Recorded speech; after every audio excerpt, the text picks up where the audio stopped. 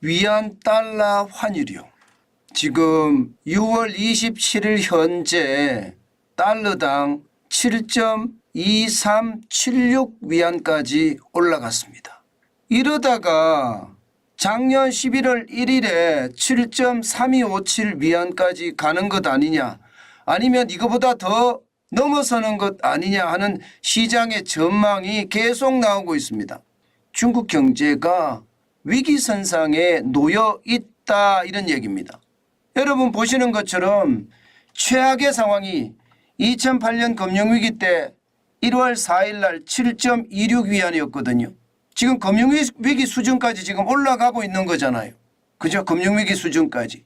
이렇게 가다가는요, 굉장히 심각한 경제 위기가 오지 않겠느냐 하는 게 시장의 예측입니다. 지금 중국 경제는 백척간두에 서 있다는 이야기예요. 물론 1997년 11월 21일 IMF 외환위기가 왔을 때 말입니다. 8.28 위안보다는 아직까지는 여유가 있다, 뭐 이렇게는 이야기하지만 시장에서는요 상황이 다릅니다. 상하이 같은 경우 말입니다. 집값이 10% 정도 떨어졌다고 해요. 매물이 그만큼 넘쳐난다는 이야기거든요. 이것은 어찌 보면 말입니다. 지금 상하이가 경제적으로 제대로 회복을 못하고요, 침체의 국면으로 떨어진다, 이런 얘기도 되는 거고요.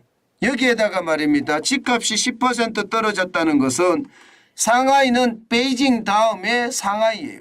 중국 2대 도시입니다.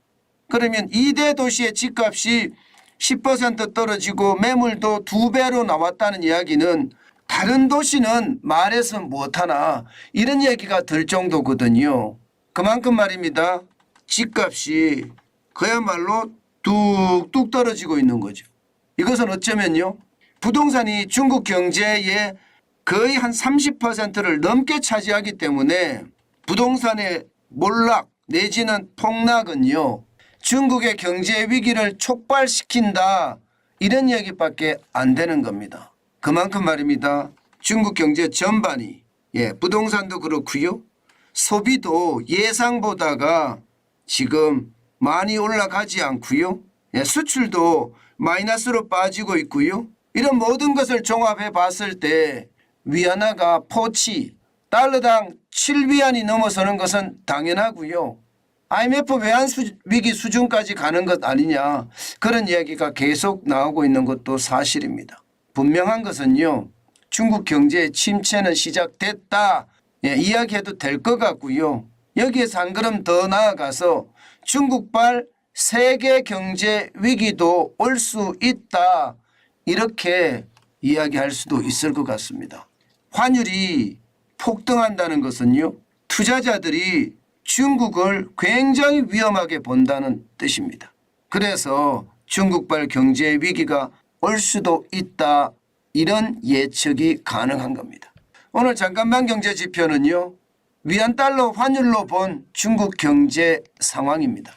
그만큼 나쁘다는 이야기를 말씀을 드렸습니다.